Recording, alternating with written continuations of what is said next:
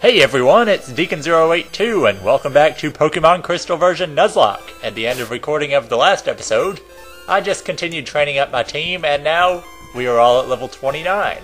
I have Liz and Emma out front because today we're going to take on the Cianwood City Gym. First thing you'll notice, there's no gym guide here or anything. The guy who stands outside and gives you tips, well, he's in the Pokemon Center because he's scared of these guys. Now coming up first, if you're playing Heart Gold and Soul Silver, this would be a double battle. But in Crystal, you fight them one at a time, back to back, and it's actually one of the hardest parts of the gym, maybe even harder than the gym leader. Because the first trainer, Black Belt Yoshi, has a Hitmonlee. Hitmonlee, very powerful attack. So we are going to go with something pretty defensive, and we're going to lead off with Reflect to keep it from doing as much damage. And hopefully it'll come in handy. Now we're just going to peck at it for a while. I guess we could put it to sleep, but there's really no use. Jump Kick, another really powerful move, but because Reflect, it's not doing that much. As the first Hitmonlee goes down. Like I said, with flying types or psychic type, this gym really isn't that bad. And we have plenty of flying types. Like I said, you gotta fight the second guy immediately after. And because the first Black Belt had a Hitmonlee, this one, Black Belt Lao, has a Hitmonchan. And with Hitmonchan, it's actually a little tougher to do this with the flying type. So, we're just gonna peck at it at the start.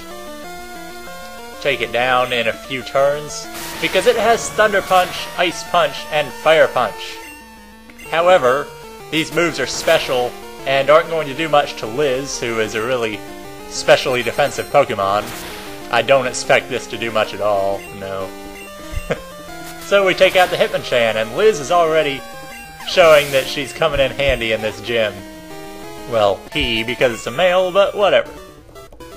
That's shocking. So the hardest part of the gym is down. We're going to go with Emma for the next part, just for the heck of it. We also got Dean, and the next trainer. Words are useless, let your fists do the talking. Okay, maybe I shouldn't put Emma out front if they're punching everybody in here. Maybe this isn't the smartest idea. But this Black Belt has a Machop. Fighting type, good attack. We're just going to take him out with Headbutt because, well, it's what Emma does best, apparently. Seismic Toss is an interesting move. It does damage equal to the Pokemon's level, like Nightshade. And it's one of Machop's signature moves. Not many Pokemon know it, but it can really use it to wear you down. Karate Chop has a really high critical hit rate. This gym, the trainers just really wear you down, is all I have to say. Next up is a Machoke. I don't know if I'm faster than this thing, but I kind of want to get a Charm off. And we do. Attack sharply falls, so it's probably not going to... Okay, critical hit. Maybe it wasn't so smart to stay in with Emma there. We almost lost you. So we'll go with Austin. Karate Chop has a high critical hit rate, so it's going to critical a lot. I also taught Austin's strength off screen, and you'll see why here in a second. Machoke's pretty bulky defensively, so even a Bonemerang's not taking it out easily. And now we'll finish it off. There's the first three trainers down pretty quickly. Austin's going to grow to level 30. I see him being a key player in this gym. We defeat Black Belt Knob. Now we definitely want to take Emma out of the front of the party with that low health. We'll go with Elaine because I have a reason.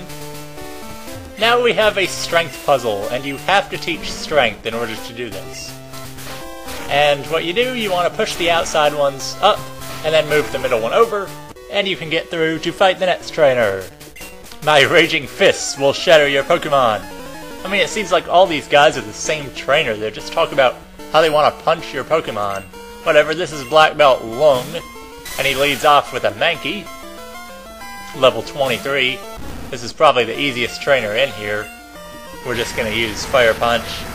Now I have Elaine at level 29, really close to level 30. I don't think I'll be using Elaine much, if at all, in this gym, just because she has really weak defense. So I found the best time to use it would be against this trainer who has Mankeys, and Mankeys are pretty weak. Elaine grows to level 30. That's pretty good and important. Elaine can't grow another level because the next gym, the cap is 30 for me, neither can Austin. And that level up helped Fire Punch get the kill there. So that came in handy.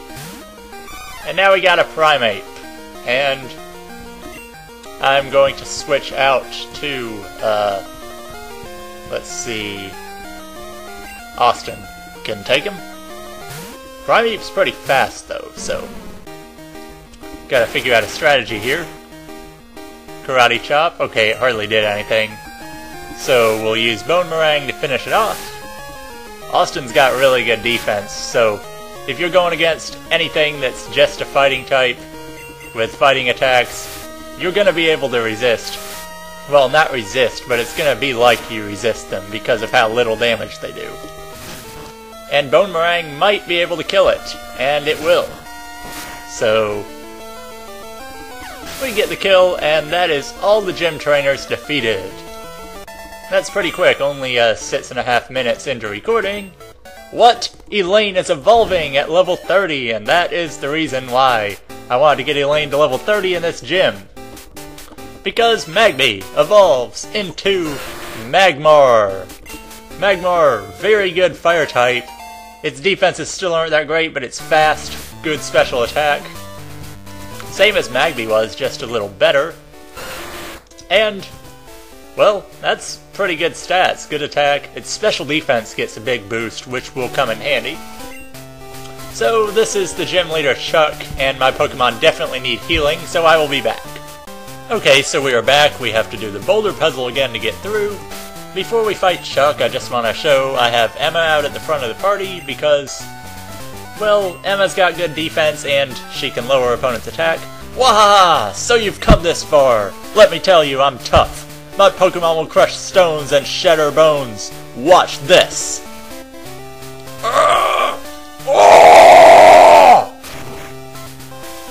There! Scared now, are you? What? It has nothing to do with Pokemon? That's true. But my Pokemon can do it as well. We're going to battle Chuck, one of the strongest trainers in terms of physical strength. Maybe Crash or Wake can beat him. Maybe, what's his name, Byron from Canalave. Anyway, he leads off with a Primeape at level 27. This Primeape's pretty tough. It knows Karate Chop, Fury Swipes, Leer, and Rage. Fury Swipes attacks multiple times a turn, Karate Chop high critical hit rate, but it really doesn't have anything powerful. So we're going to lower its attack with Charm and then just wail away at it. Karate Chop can still do a lot if it criticals, which you'll have to worry about. But Primeape shouldn't be a problem in this gym unless it gets on a string of criticals. So we'll just take it out pretty easily with Emma. Finish it off with Swift, just for the heck of it. I mean, Headbutt's not gonna miss, but I'm playing it safe. And it hits 4 times. But between the two Pokemon, because we can't switch in between, it gets to be a pretty difficult part of the battle, because Emma's about half health right now. And Chuck's second and final Pokemon is a Poliwrath at level 30. This Poliwrath is tough. It knows Hypnosis to put you to sleep, Mind Reader, which makes the next move hit every time, Surf for a lot of damage, and Dynamic Punch. We're going to lead off with Charm, and it works pretty well. Dynamic Punch and Hypnosis have really low accuracy, but both moves can really turn the tide of the battle. Now, Mind Reader makes them hit every time, so Hypnosis or Dynamic Punch if it uses, is going to hit this turn. So we're going to use Hypnosis to put it to sleep before it can do anything to us. And that worked out really well. And now we're going to switch out to Subito. We have now used everybody except Dean in this battle. Really, anyone can come in handy. It actually uses a full heal to wake it up, which didn't really see that coming. We could have used many different Pokemon taking this out. We could have kept Liz in and used Peck. We could have used Dean and used Gust, but we're using Subito and Razor Leaf because it's part water type. And this honestly is really the only gym where Subito has an advantage on anything. Dynamic Punch. 100 power, 100% chance of confusing. However, it only has 50 accuracy. So, it's not going to hit very often. But the confusion can hurt. Luckily, we lowered its attack. So it's not going to do a lot of damage. And now we're going to have to switch Subito out. So we'll go for Dean just so we use everybody in this gym at some point. That's pretty good. We got every Pokemon out of the way, and Dynamic Punch is still going to hurt. And it's going to confuse us, so we're not done yet. We just gotta get one hit in. And there it is, hitting it with Gust, and that should take it out. No, it doesn't. Okay, we might lose Dean here. I expected that to kill it. Surf is still powerful, and it's special. Critical hit! Ah! Another critical, and we lose Dean. Okay, so we just need one hit on it. Who's my fastest? We're using Elaine against a Poliwrath here because Magmar is the fastest Pokemon I have. And we're just going to use Dizzy Punch to finish it off before it can do anything. A little unorthodox using a Fire type against a Poliwrath, but we get through it. We did lose Dean to a critical, but we get 3,000. And the Storm Badge. The Storm Badge is the 5th badge. It makes all Pokemon up to level 70 in trades obey, and it lets us use Fly outside of battle. And we also receive the TM for Dynamic Punch. And once again, 100 power, 50 accuracy. It always confuses though, but because of that accuracy, I don't recommend it. Now, after you beat the gym leader, Chuck, you can talk to this girl. And this happens to be Chuck's wife, actually.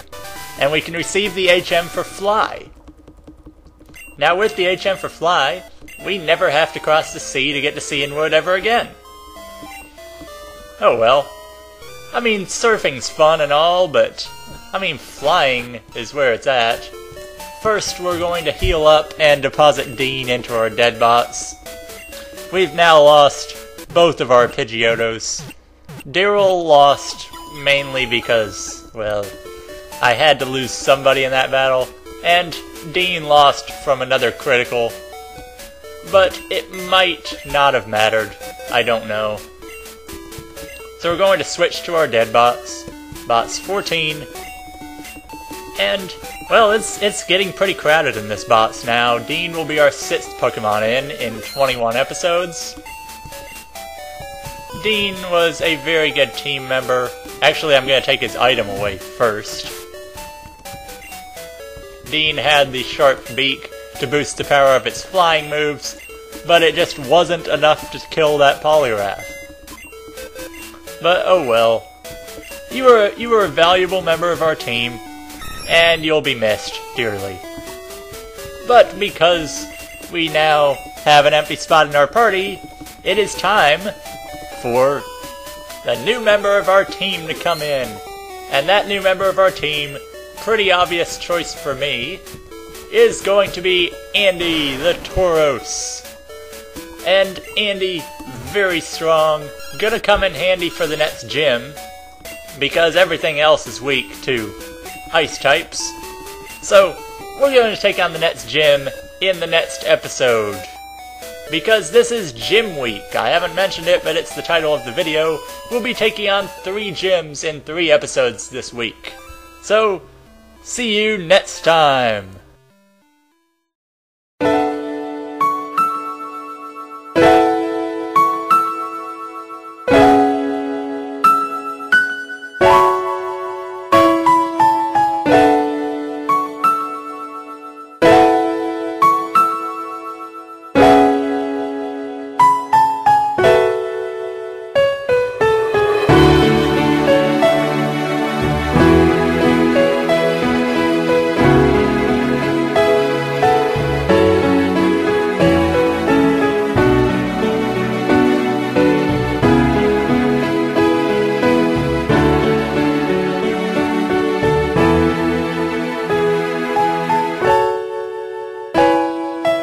Bye.